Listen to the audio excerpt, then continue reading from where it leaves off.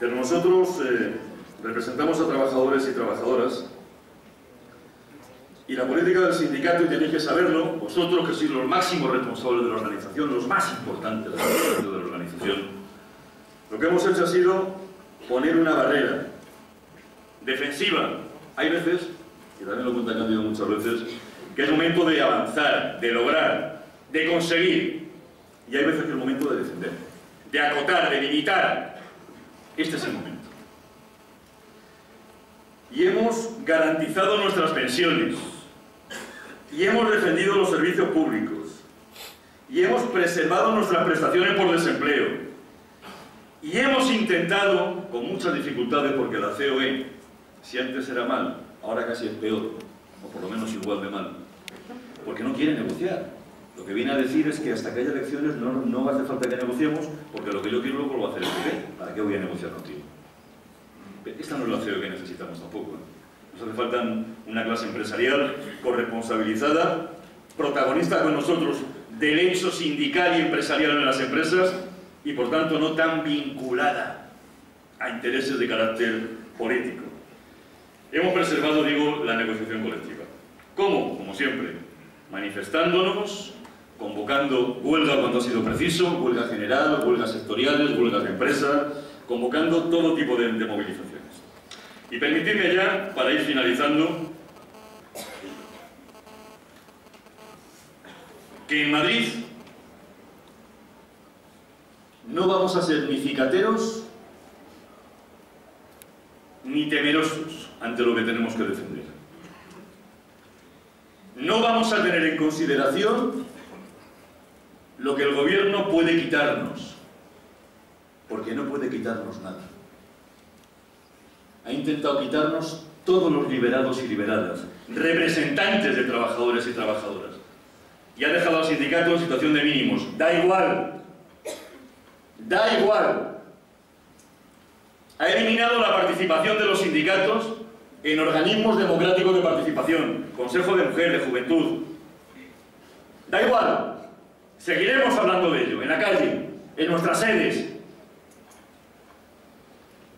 Y no vamos a ser cicateros en la crítica al gobierno. En sanidad, están mandando facturas. Dicen que no. Pero creo sinceramente que es el antecedente del copago sanitario en esta comunidad. Y ya les digo, está montando en educación, no va a tener parangón como se les ocurra pretender cobrar la sanidad a un solo trabajador o trabajadora en esta comunidad. No va a tener parangón.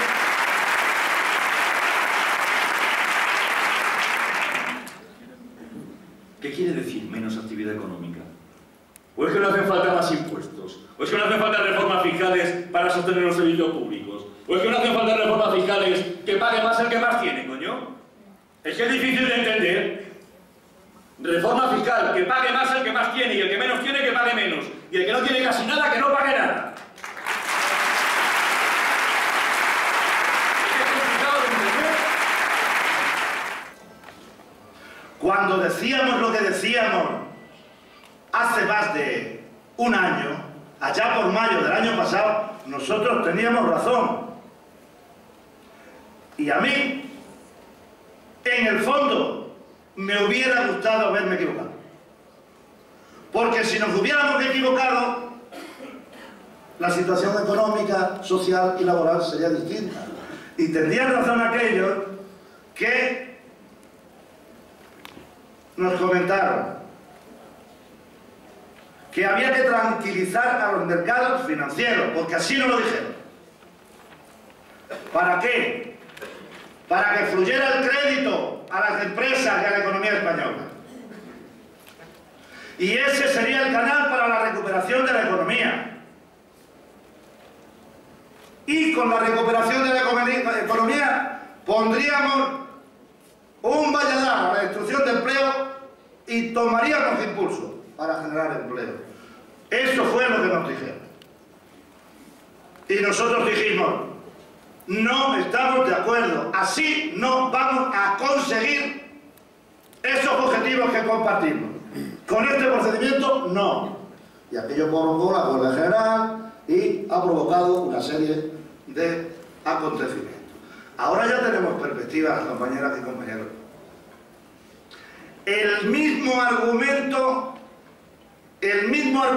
resume tranquilizar a los mercados del que se ha utilizado para la reforma constitucional. El mismo. Y ahora ya podemos decir, no nos lo podemos tragar, si no nos lo tragamos antes y nos hubiera gustado estar equivocados. Si esos argumentos están desgastados por el uso y por el tiempo, y lo que es más importante, desautorizados por la realidad. Porque hoy, en algunos aspectos, estamos comparativamente peor que hace más de un año. Y no se ha conseguido el objetivo real que se perseguía, que disimulaban bastante poco quienes han impulsado esta política, que son el eje franco-alemán, Merkel y Sarkozy, que arrastraron a la Comisión Europea, y a esas políticas se han supeditado los gobiernos europeos y nuestro país. ¿Cuál era el objetivo poco disimulado? Salvar la posición de los bancos alemanes y franceses en relación con la crisis de Grecia. Porque tienen comprometida del conjunto de la deuda griega más del 60%, esos son los grandes acreedores. Eso era lo que se perseguía. Y podéis mirar qué es lo que ha ocurrido. El otro día venía una noticia que decía: los bancos alemanes en el último año han perdido la mitad de su valor. Hace unos días, dos grandes bancos franceses les han bajado la calificación a las agencias de calificación de riesgo. Creo que antes de ayer, en la prensa alemana, se decía: los 10 grandes bancos alemanes necesitan como mínimo 137.000 millones de euros de recapitalización. Es decir, más de 2/3 de lo que se supone que es la necesaria recapitalización de todos los bancos de Europa. Ni siquiera ese objetivo lo han conseguido. Ni siquiera. Es más, habréis podido oír que ya nadie piensa que es descabellada una segunda recesión. Que el estancamiento económico ya se reconoce por distintas instituciones. Entonces, ¿para qué ha servido tanto sufrimiento? ¿Por qué le imponen a Grecia un plan de rescate que, para que tengáis un elemento de comparación, al menos en términos cualitativos, es más duro que el que se le impuso como penalización económica de guerra a Alemania en el Tratado de Versalles después de la Primera Guerra Mundial? Y lo tenemos que manifestar alto y claro. Las organizaciones sindicales, la Unión General de Trabajadores tenía razón en lo que decía: no se ha resuelto absolutamente nada. Nada. Y por lo tanto hay que producir un cambio en la orientación de la política económica. Hay que hacerlo. Hay que abandonar esta orientación. Casi me quedo con una cosa que decía el otro día Obama, que decía: esto no es lucha de clases, esto son matemáticas. Puedo decir, esto es sentido común, que se ha demostrado que es el menos común de los sentidos por parte de los dirigentes políticos y económicos en este país y en Europa. Mira. Y nos cuentan también, como yo suelo denominar, fantasías imposibles. Y os voy a hablar de dos fantasías imposibles. Primero os voy a poner un ejemplo que probablemente algunos me lo hayáis oído. Mirad, en la China de la Revolución Cultural, en el año 1958, un refrán milenario, pragmático de China, lo suplantaron y lo convirtieron en una consigna. El refrán decía lo siguiente: Una mujer, por muy capaz que sea, no puede hacer la comida si no dispone de alimento. De cajón, ¿verdad? Lo pueden decir los chinos, lo dicen cualquiera. Bueno, pues los chinos del 58 de la Revolución Cultural le dieron la vuelta y lo convirtieron en una consigna, y la consigna decía: una mujer capaz puede hacer la comida aunque no disponga de alimento. Bueno, desgraciadamente aconteció una hambruna terrible que se llevó a 40 o 50 millones de personas, porque podían tener el wok, que es el cacharro tradicional metálico, pero si no había nada para echarle, aquello no funcionaba. Pues bien, fantasías imposibles o falsedades como puño. Una, en España el problema del mercado laboral es que no hay flexibilidad en el mercado laboral. Concreción de esa afirmación general: si se impone el contrato único, se generará empleo. Bueno, eso es como tener el WOC, pero no tener que echar, porque echar es la actividad económica. Ya tienen el contrato único, ya lo tienen. Porque en uno de los últimos desvaríos, esperemos que ya sean los últimos, no los penúltimos, del actual gobierno, han hecho una cosa que es eliminar el límite de encadenamiento de contratos temporales. Eso es la práctica del contrato único. ¿El contrato único qué es? Un contrato sin tutela judicial y con una indemnización pírrica, insignificante. Pues bueno, cuando eliminan el límite de encadenamiento de contratos temporales, ese límite lo que quería decir es que a partir de un determinado momento tenías que hacer fijo al trabajador. Ahora ya no. Es verdad que el gobierno lo ha puesto por 2 años. Pero ¿quién va a dar fe de lo que dice el gobierno? Después de lo que ha caído el primero. Y es que hay además elecciones el 20 de noviembre. Y puede ser el gobierno del mismo signo, de distinto, pero será otro gobierno. Otro gobierno. Por lo tanto ya tienen el contrato único. Y se va a comprobar como eso es una fantasía imposible. O una falsedad como un puño de borda. ¿Por qué? Porque los empresarios no van a contratar a ni uno solo más de los que necesiten. Ni uno. Lo otro sería patriotismo. Yo ni siquiera les pido patriotismo. Les pido que se dediquen a lo suyo y lo hagan lo mejor posible. No van a contratar a ni uno más. Y no van a poder contratar porque no tienen crédito. Las pequeñas empresas, el principal problema que tienen es el del crédito, y eso no se ha resuelto, no va a haber actividad económica. Ahora sí va a ocurrir una cosa, que aquel que necesite lo contratará, hombre, por la modalidad más barato le salga. O, además, habrá trabajadores a los que se les sustituirá, porque tienen un contrato más digno, por un contrato temporal, sin límite de encadenamiento. Por lo tanto, lo vamos a comprobar, compañeras y compañeros. Quisieran que solo estuvieran aquí aquellos que conocen, aquellos que juegan con ellos al gol o hacen lo que les dé la gana. Eso hay que pagarlo con impuestos. Y hay que abordar un debate en profundidad. En profundidad. A mí no me gusta el picoteo fiscal. Si aquí alguien dice que quiere de verdad hacer efectivo que los grandes patrimonios y las grandes fortunas tributen más y aporten más, como yo digo, que actúe sobre D'Artagnan y los 3 mosqueteros.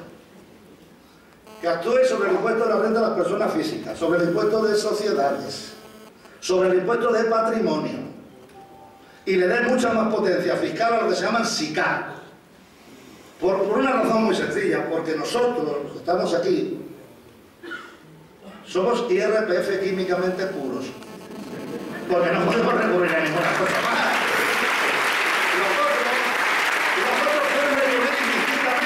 Indistintamente, porque legalmente puede. Mira, en el impuesto de sociedades en España hay un tipo nominal que es una cosa, irreal, y hay un tipo real que es el más bajo de los. Pero además con una redistribución bastante incomprensible. Son las grandes empresas que se las saben todas de deducciones, subvenciones, bonificaciones, etc., las que tienen el tipo efectivo más bajo. Las pequeñas pagan bastante más, pagan como el 50% más, cosa curiosa. Y por lo tanto todo eso hay que arreglar. Hay que arreglarlo todo eso. Actuar sobre D'Artagnan y los tres mosqueteros, sobre esas 4 figuras tributarias, porque si no se actúa sobre esas 4 figuras tributarias, no se va a hacer efectivo nunca que las grandes fortunas paguen más, no se va a hacer efectiva la justicia social. Y luego me voy a detener solo un momento de nuevo en la enseñanza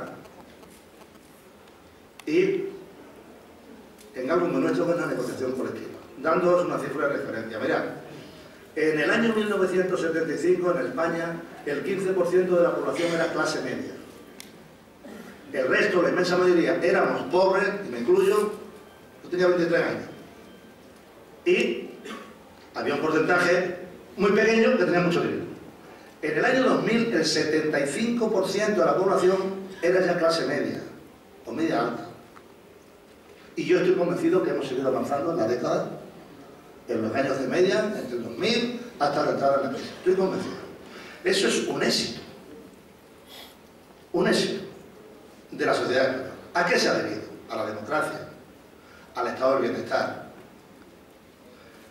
Y ya que tenemos, como decía anteriormente, una enseñanza equitativa, muy equitativa. Y porque tenemos una negociación colectiva.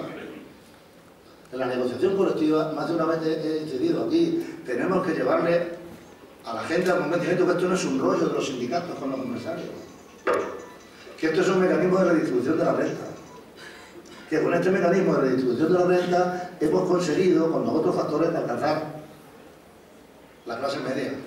Lo hemos conseguido. Y a que no le guste que se rasque, lo hemos conseguido.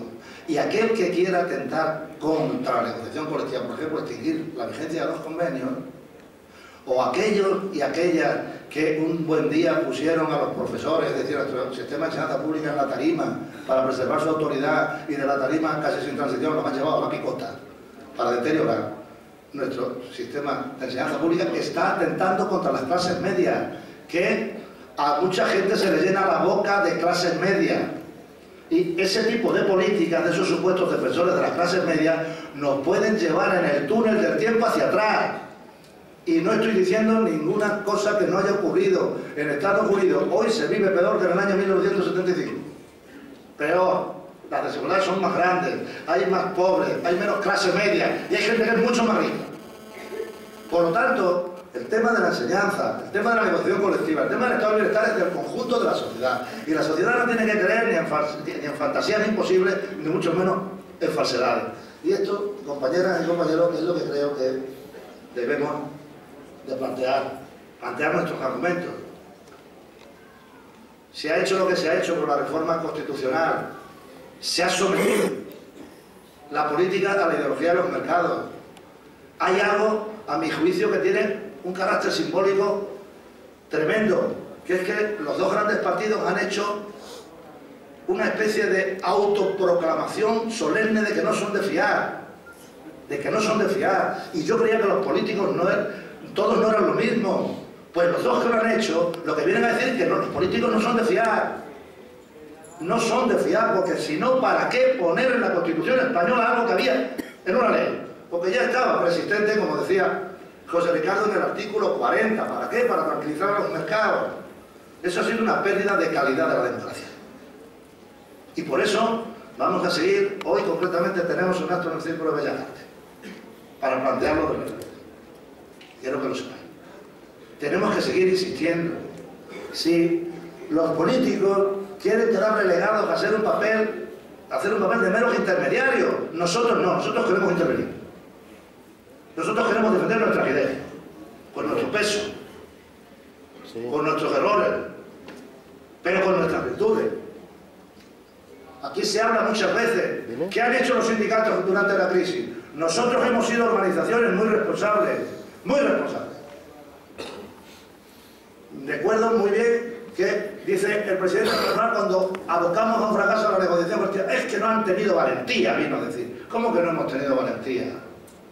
Nosotros firmamos un acuerdo donde se sentaba el acuerdo de pensiones muy complicado, porque queríamos hacer un servicio al sistema público de pensiones de este país, muy complicado, del cual ahora os tengo que decir que tenemos motivos de satisfacción.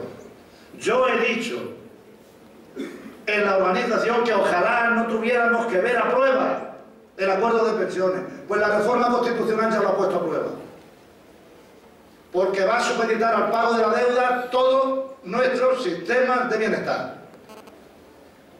Y aquellos que le quieran meter mano a las pensiones, porque se van a cruzar los caminos en el tiempo. El acuerdo estará a velocidad de crucero en el 20. Y en el 20 nos encontraremos con la reforma constitucional si alguien no reforma la reforma. Y argumentos tendrá esta organización para decir: esto forma parte de la capacidad de intervención democrática de las organizaciones sindicales, que nos lo ganamos a pulso.